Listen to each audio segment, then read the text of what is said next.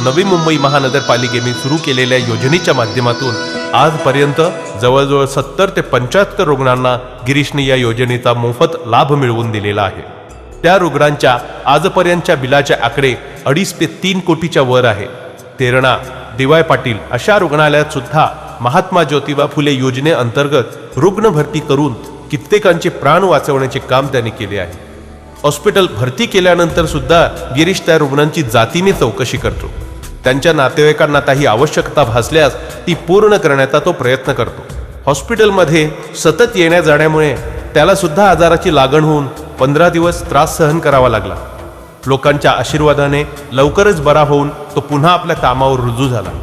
गिरीशने कैक लोकांचे प्राण वाचवून त्यांच्या कुटुंबावर येणाऱ्या संकटाला तो स्वतः सामोरं दिलेला आहे।